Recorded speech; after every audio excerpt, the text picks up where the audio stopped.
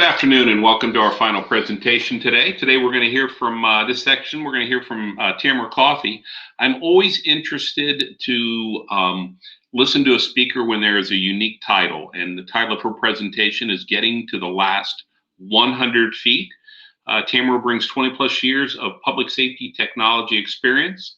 The range of products includes biometrics such as live scan fingerprint systems, facial recognition, voice biometrics, rapid DNA technology. She has worked with several state, local, tribal, and federal agencies, college campuses, schools, officers.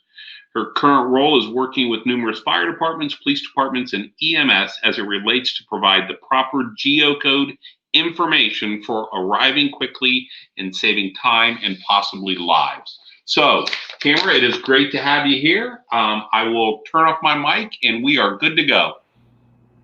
Perfect. Thank you, Gary. Hi, everyone. Can you hear me? I just want to make sure I'm all set up here. Good. Okay, so I want to thank everyone here at the National School Safety Conference for letting us speak, for letting 100 Feet be a part of this group and this conference, and I greatly appreciate that. So I'm just going to get right on to it here. 100 Feet. 100 Feet is headquartered in Palo Alto, California, and we actually work in a couple different industries. I am the Government Relations and Emergency Services Director, and as Gary mentioned, I work with many agencies across the country, but we also work a lot with delivery, logistics, and even some real estate folks. And as we get into what it is that we do, you'll kind of see how it correlates across all of these industries. Our two co-founders came together basically with this common goal of being able to provide accurate arrival information for first responders down to the last 100 feet. So let me see, I think I have, here we go. So what is it that we do? We are solving critical problems for first responders to be able to show up at the last 100 feet. And what we do is we optimize this information. I know that this is not a very good picture, but as we go through some of the other images, you'll get a better understanding. Because this audience is more school campuses or college campuses related, I want to talk about what we are able to do by providing this accurate location information to help shorten arrival time and being able to save some critical minutes, up to almost 40% of arrival time. It's really important that if there is a situation at any particular school or multi-unit building structure, that first responders are able to show up and show up quickly and precisely. We're able to optimize our arrival time for first responders, whether it's firefighters, paramedics, and police, by providing this detailed information so they don't just show up at an address or a building or a school location or campus location, but they're actually able to get very detailed information like, where is the door? Where are the stairs? Where is that classroom, or where is that dorm room, for instance? In this particular audience, I came up with some potential use cases for this audience, and I hope that towards the end of the presentation that I'm able to discuss with you on really how it relates to SROs or public safety as it goes to different campuses. There's so many different ways that it can help, not just with the resource officers at an elementary or high school or middle school, or campus public safety officers on a college campus, but it's also for those local agencies that are the ones that get called to a particular location if there's a medical emergency or some other like violent situation, which I hope not. So on this slide, this kind of shows a little bit, I hope that you can see it. It shows as if you have the application on a cell phone or a device, this is how our data is provided. We're a data company and we're able to interface with many solutions. And so you can have our information on a cell phone, on a tablet, And as we get through in more detail, I'll be able to provide a little bit more information. But just for a quick glance, if you see right here, this, for example, this is an apartment building, but you can envision if it was a school, if you're an SRO or campus personnel, and there's a situation, you need to call an ambulance, for example, you'll be able to pull this up on your cell phone and be able to show that paramedic quickly, hey, here's the front door here, maybe meet them out in the parking lot. And then maybe the room number is down the hall to the left, and you'll be able to quickly guide a paramedic, quickly guide a police officer to where a particular situation is occurring. In this example over here, you'll be able to see that maybe there's a small fire, maybe down on a baseball field, for example. You can guide the firefighters and pull this up, and they'll be able to quickly see where the nearest hydrant is. Just a couple quick examples. On the next slide here, I want to just quickly tell you how it can work. Like I mentioned, we do a lot of data collection, data gathering. So 100 feet is actually about 2 years old, and we are up in the Palo Alto area, as I mentioned. So in that 2.5 years, for example, as it relates to the public safety industry, we started gathering information with apartment complexes, apartment units. So, and then from there, we've started with college campuses, and then schools and shopping malls, for example, moving on to hospitals and business office complexes. There's so many multi-unit structures throughout the country that we have to continuously add and provide under our data coverage. So in this particular example, say for instance, you can have our data or be able to use our data simply via our app on a cell phone. That's a simple solution. A lot of delivery drivers use it that way. In the first responder, emergency public safety kind of arena, what we have been doing is not only have our proprietary data, but we're also able to use the API interface. We have very simple API interfaces, and we have interfaced with several incident response solutions.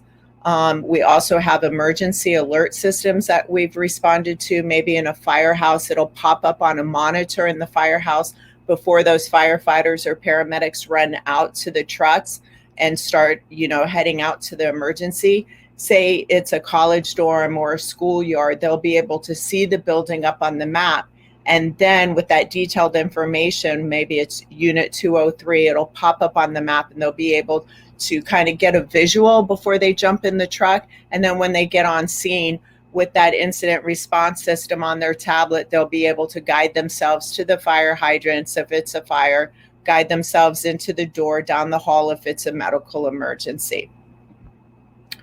The other thing that we're also able to do that makes us very, we do a lot of kind of partnerships with many agencies across the country, is we take their paper maps.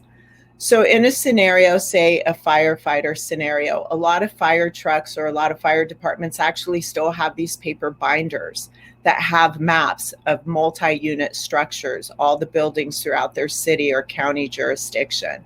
And we take those maps and we're able to scan them and put them through this QA kind of a quality assurance team. We have several people on a QA team, and we're able to make sure that down to the latitude and longitude and all the geocoding involved, that we're able to really get that precise, detailed information from doors to stairwells to elevators, anything that we can help with that first responder industry to get those people there quickly, safely, and just make sure that that emergency situation is taken care of. So we're able to provide that digitized data by scanning and mapping either through our own app. Oh, and by the way, we're also ISRI partners, and this really goes a long way in the GIS kind of mapping scenario. So that's, I like to make sure that folks, whether with agencies and maybe schools, a lot of schools, and have those SROs on site that are part of that local law enforcement or local public safety agency, to make sure that they are aware that we are ISRI partner, which makes it easier to get our data onto your systems. Besides digitizing hard copy or paper maps, we have also developed earlier this year what I call Map Maker. That's the name of the application. And we're actually providing it to different fire departments across the country, really at no charge. Excuse me. You're probably saying, what do you mean no charge? So because of all this, everything going on, right? We have a COVID pandemic, a lot of wildfires across the country, especially here in California where we are located. We kind of wanted to do something, give back. And so we're providing this, what we call Map Maker application tool. And it really allows the end user or the firefighters or the city planning people or what have you, the capability of having this quick, easy to use Map Maker ability. And you can go out to any structure and kind of map it in about 15 minutes. Because 100 Feet's Map Maker is a GIS hyper-local macro, say that all in one breath, a hyper-local macro tagging that can record, store, and be shared through the spatial data portal. This is necessary for all efficient operations by any agency or by department. So we're really proud of being able to provide this application. And at any time, if somebody's on the call that would like more information, it just takes about a 30-minute kind of download the app and a quick training session. We'll be more than happy to help you. On this, you're probably looking at, hey, what's this map? This is an actual paper map that was provided to us by a community college. It is only the first floor, but the second and third floor look the same. And I wanted to show this to you so you could see really a lot of the paper maps that are still being used throughout a lot of facilities. Coastline College down in Orange County, and I use that example because Coastline College in Orange County was one of our first colleges per se that we mapped out. We've done a lot of high schools and elementary schools, but this was one of our first colleges that we mapped out last year. And it's important to see how simplistic the paper maps are. But when you take this information 3 stores up, first, second, and third floor, you're going to see that it's all digitized. This is a little bit turned, but you can see the long area of the building and then the little short, I call it the L shape of the building. And then it gets digitized, and that data is then added into all the information that we're able to provide you, again, whether on any device, cell phone, or tablet. Now, the other thing as it relates to this particular image, this is very small, I'm not sure if you could see, but this is the parking lot to this facility. So if this was a high school, this is a community college, something of this nature is real important. So you know where the entrance is. You can see this is the main entrance. Here's a door here. If you go back up to the map, you can see that the stairs are here, and it's also detailed where there's an elevator and then the different classrooms. The one thing about this particular campus right here is it came into play with us as we were working with the director of public safety on this campus. He was actually a retired SWAT officer from Orange County Sheriff's Department.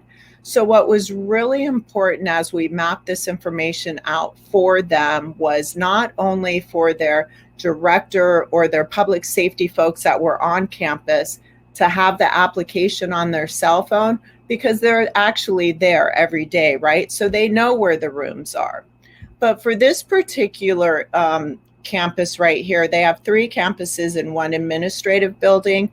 But for Newport Beach campus, they actually catered to many physically challenged students. So you might have a lot of college students either in a wheelchair or a walker, or possibly maybe having to carry an oxygen tank, what have you. So with this particular location, it was important that their public safety officers, whoever were on shift, they would have the application on their cell phone. Maybe one of the students' walker tripped coming out of the elevator and maybe they fell down. They would immediately have to call the paramedic, right? So they could meet the paramedics down out into the parking lot and flip up the phone and say, look, they're up the stairs in room 203 or room 304 or something of that nature, and really help the paramedics kind of guide themselves there quickly, get the student up and transport them.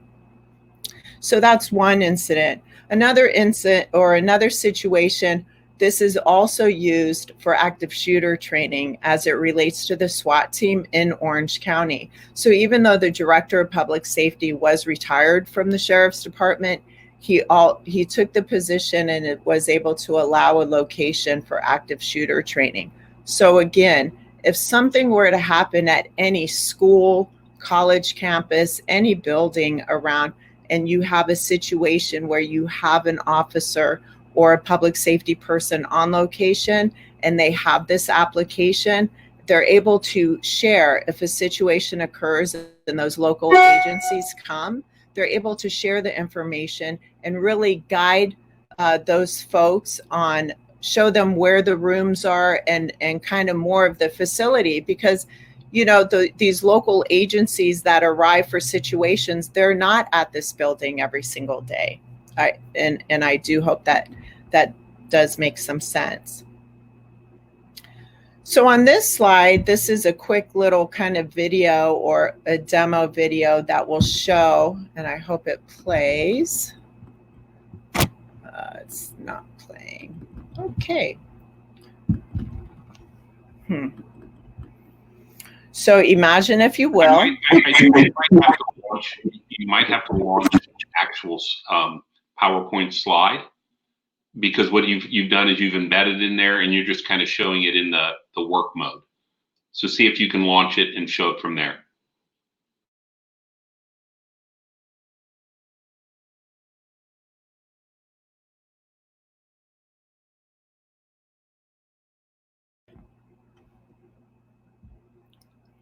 So I sent the video. I'll make sure that Sabella has the video for that. I apologize. Okay. If you want to bear with me for a moment, I will try to pull up a different part of the video if you can see my screen, but I don't want to hold everybody up. I'll get that video out for everybody on the launch or on the Google Drive that we have set up. Does that make sense? And it's very, very, go ahead, Gary. No, that makes a lot of sense. I apologize. We'll make sure that they get to see that. I know. I was so good too. Just let everybody know. I practiced and I made sure that it worked on what I uploaded, but c'est la vie. So as we went through some of those use cases, again, that's kind of how I was going to close this out. The different use cases for the actual application. You have the map maker application that can help map out any particular structures on your campus, on your school property. And then I think if there's any questions, I'll be more than happy to take those now. And I'm going to ensure that I get that video linked up there, because I really thought I had it set up. Well, I promise you this: tomorrow, I will make sure that it is the first thing we show, so people can really see that. So if Sabella can get that to me, and we're gonna have a team meeting at the end. The one thing I want to kind of someone's already asked a question. So what is the cost? Is the first question I have. Okay. So the cost comes, so the MSRP price, let's just say, for instance, there's, depending on the amount of users, it's about $100 per device for a year. So For example, we're actually talking with a couple police departments. I'm just going to throw that out there as an example. We have a lot of, in this time, there's a lot of danger for all of us, but there's a couple apartment complexes in a couple different states where you have patrol officers, and a lot of them are actually solo and maybe are on shift alone, and they get a call out, say, to a large apartment complex, and they actually end up getting ambushed in the middle of a courtyard while they're looking for this building or apartment unit. So we have a couple beta sites going on, but we have pulled that price together, and it's about $100 per device. And so what that means is per cell phone, per tablet, per MDT, and it goes from like one user up to 1,000 users, and then you might get a 10% discount off there. But from 1 to 1,000 users, $100 per device per year, kind of ballpark. Okay. Yep. One of the things that you talked about, I work with a community where there are 17 school buildings in one fire jurisdiction, and you're absolutely correct about the paper maps in the 3-ring binders. And when I first became a police officer, back when Matt Dillon was still in Gunsmoke, we carried clipboards, and in our clipboards we carried maps, and it got to the point you needed a bigger clipboard because you had so many maps. Yes. And now with we fix it, so that they could put our maps on their MDTs, but they're not interactive. They're static. But it was, there is that technology for first responders, and probably not the first or second unit will pull up those maps like in an active shooter, but the third one's probably starting to set up a command post. Yes. And now we're going to need to have access to all of that. So a product like yours can, speed the process. In Ohio, and I keep saying that, but that's where I live, all schools have to upload their maps into the state system, and then we use it's called OLEG, the Ohio Law Enforcement Gateway. That's how you can access those maps, but it's cumbersome. Yes. Because you need to know all these passwords. So if I can have direct access without having to go through that, I think that's going to help our first responders when they get on the scene, when they set up the incident command system, and now that they're starting to do rescue task force, et cetera. Absolutely. And to expand on that, Gary, as you mentioned, so for example, that location where you have 17 buildings on one school property, or the 17 schools throughout the city, not all, you might have to get those maps. That school district may have to be responsible for doing the maps themselves. And what we have come to find from working with some of these fire department folks is that you have the fire departments that might pull a map. You get a call out, you put a fire out, say at a shopping mall, and one of the firefighters may notice, oh my goodness, they built a whole remodeled and added another wing to this store. We don't have that on a map. So then they have to walk into the mall and figure out where to get that new map. And not the city or the fire department or the school or the school district folks in this particular scenario, so don't always communicate or update everybody's information. And that's almost one of the reasons why we came out with that map maker application, which will be of value. If maybe you don't want to do all the paper maps or send us the paper maps, but you can task maybe an intern or work with us and tell us where you are, and we'll help get some of those maps done for you. That is excellent, because there are when the laws changed in the state of Ohio, one of the struggles that schools had was, how do we get these maps? Right. A building that was built in 1927 sometimes it's hard to be able to get those kind of maps. So anyways, I have no more questions. Okay. I'm going to let you go. We have your contact information. Yes. Sabella, my team and we're going to have a meeting on Zoom as soon as this ends, and I'll make sure that I get that video, and it'll be the first thing we play tomorrow morning when we start. Okay, But perfect. I thank you for being here, and I Of thank you for course. your sponsorship. Of course. Thank you so much. You all have a great day. You have my contact information. If you need anything, let me know. All right. Okay, so I just got a question from someone else. SROs are never in their office. My question is, who's watching the cameras and walking the school hallways? That's a great question, Anthony. And the sad thing is, in most school districts in Ohio, very few um, very few can afford to have someone monitoring cameras like they had, for example, at Parkland. Unfortunately, most of the time they're used for forensic versus stopping things. Monitors are placed in a good area where multiple people can see them. But if you have that positive school climate and you've got people, teachers in the halls and administrators where they're supposed to be, you don't need an SRO to necessarily walk the halls and make sure doors are locked. I think that's kind of a waste of the skill set that an SRO has. And we could have custodians, as they're sweeping the floors, looking in the halls. So that's a good question and something we should get into tomorrow. So let me kind of bring you up to speed for tomorrow. We've already had our first COVID cancellation, unfortunately, and so we are going to pivot.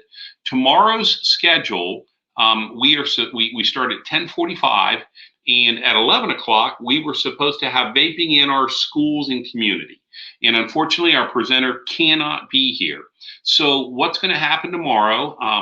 I am going to do a presentation that is kind of a train the trainer, and this train the trainer will be kind of for public information officers, but it's also good for you to know. We are going to simulate a shooting in a parking lot that doesn't involve students or staff as victims. And what we're going to do is I'm going to run this exercise. I'm going to ask you to use the question button so that you can respond to some of the questions and thoughts that are going on. But then since we give you all of the presentations, you could go back and do that same type of training with your school or organization. So I know it's last minute. I know it's a change, but that's sometimes what happens in a world of COVID-19. So I want to thank you all for attending today. I'd like to thank our sponsor, The Last 100 Feet. And if there are no more questions, you guys have a phenomenal day, and we'll see you tomorrow. And my team in the Philippines, as soon as we all log off, let's jump on Zoom so that you guys can get to bed.